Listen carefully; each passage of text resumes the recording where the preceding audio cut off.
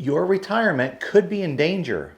The warning signs are there. A little more than 18 years ago, my wife and I came to the conclusion that it was time to drive down to our local Walgreens pharmacy and purchase a pregnancy test. I've always wondered what goes through the minds of the cashiers at these types of places when a guy and a girl in their 20s come walking up to the counter to make a purchase, and the only thing they plop up on the counter is one measly pregnancy test. No bags of chips, no 2 liters of Coke, no whatchamacallit candy bars, just a pregnancy test. But that's exactly what we did that day. We get back to the house and she looks at me and she's like, okay, I'll be back. And she heads to the bathroom. She walks out of the bathroom and she's holding this little plastic device in her hand, and we're both glued to it, looking at the little window or screen, seeing if it's going to change colors or add a stripe. I don't even remember how those things worked. And eventually, on that little screen, something changed the wrong color or the right color, depending on how you look at it. For the first time in our lives, Jen and I were going to have a baby together. What followed was a series of doctor's appointments, and because this was our first baby, we enrolled in those awkward but important birthing, baby, pregnancy, delivery, whatever they're called, classes. I remember clearly in one of the classes, they showed us this device. They said this would be on the hospital bed, a little plastic device with some buttons on it and a cord on it that hooked to the wall. This is a device that sits on the bed and has a number of options or features or functions or whatever, but one of the things it did was it helped the nurses and doctor staff of that hospital know that there was an emergency in the room if there was one. They made it very clear to us that if there's an emergency, you grab this thing and you just yank it right out of the wall. This wasn't in case you needed a drink or you had a little bit of pain, because of course that comes with the nature of things. It was if there was a full-blown emergency. I perceived it as the equivalent of calling 911. So anyway, I was like, okay, I get it. This is something we're never gonna need because our baby's healthy and Jen is too. A month or so's passed and Jen and I are really enjoying taking walks, doing all the things we need to make sure that our baby's healthy, and she is too. And then, as usually the case, mom knows when it's time to head to the hospital. We had a quick check-in with our doctor to talk to them and describe what's going on, and they agreed. You're about to have a baby. So off we go to the hospital in Tampa. We get all checked in and it was just me and Jen in the room. The nurse came in and began helping Jen with all the things necessary to deliver a baby. Now, when you're in this setting, there's not just one heart monitor, but two. One for mom and one for baby. And of course, as in all hospitals, there's more gadgets and machines beeping and wires going and things just all over the place. But I had seen enough episodes of that TV show called House, where everything's surrounded around the hospital and the ER.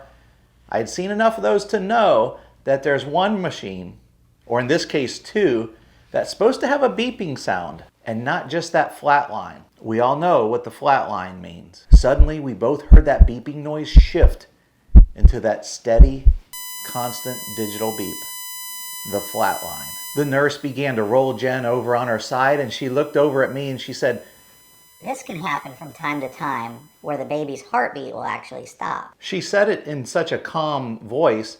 It didn't really mean anything to me what she said, but how she said it, it brought me the comfort I needed. After rolling Jen one way on her side and then another way, she looked up at me and she said, just in a very casual voice, "Hey, will you pull that thing out of the wall?" I looked over and I saw that big important emergency thing you're supposed to yank out of the wall. I certainly knew she didn't mean that. I don't really remember how I responded to her, but I know I didn't pull it out of the wall. She immediately turned it back to me and said, "Hey, will you do me a favor and pull that thing out of the wall?" All she got from me was a blank stare. She looked at me one more time and said, "Can you pull that thing out of the wall?" Boy, before she even got that sentence out of her mouth, I feel like I flung that thing all the way across the room. And it seemed like before it even had a chance to hit the freaking floor, there were doctors and nurses all over the place in this room. Whatever that thing does, it got their attention. Fortunately, everything was resolved very quickly, and monitor number 2 started beeping again. The nurse was just like, "See, I told you this just happens from time to time." It seemed like only a few minutes later, Jen delivered our beautiful baby girl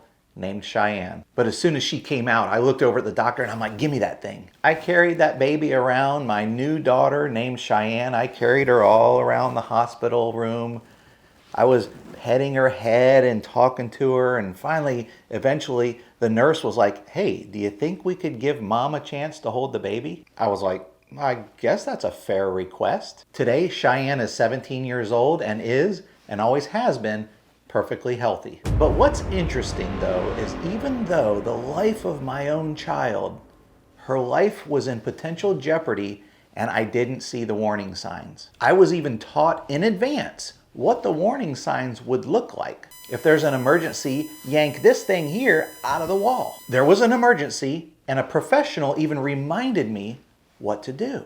I still didn't do it. For many of you, there are things going on with your retirement plan that are going to affect the way you live life during that time. Many of you are reading books, listening to content online, and even talking to professional advisors. You're hearing and seeing the warning signs that you may not be doing the right things to give your retirement the best life it can have. The problem with many of us is we fall somewhere in between procrastination and being naive about the changes we need to make. If you know and feel something isn't quite right with your retirement plan, or feel you could be doing so much better, then yank the freaking plug out of the wall. It doesn't mean you need to make a rash decision tonight or even next week, but it does mean you need to put immediate and massive focus on this situation right now, just like when all the doctors rushed into the room to help Jen and Cheyenne. You gotta take this serious because your life is at stake. In fact, a huge chunk of your life, known as retirement, could be in jeopardy of not being able to be the best that it can be. It may not be the difference of life and death like it was potentially in our case, but it could be the difference between an average life and a great one. If you feel like you need to make some changes and learn more about what it means to retire stronger, check out our free guide or online course. Both links are in the description. Now yank the plug out of the wall and start taking strategic steps towards your best retirement. You deserve it. Please subscribe to our channel for more on how to retire stronger. And until next time, may God bless you.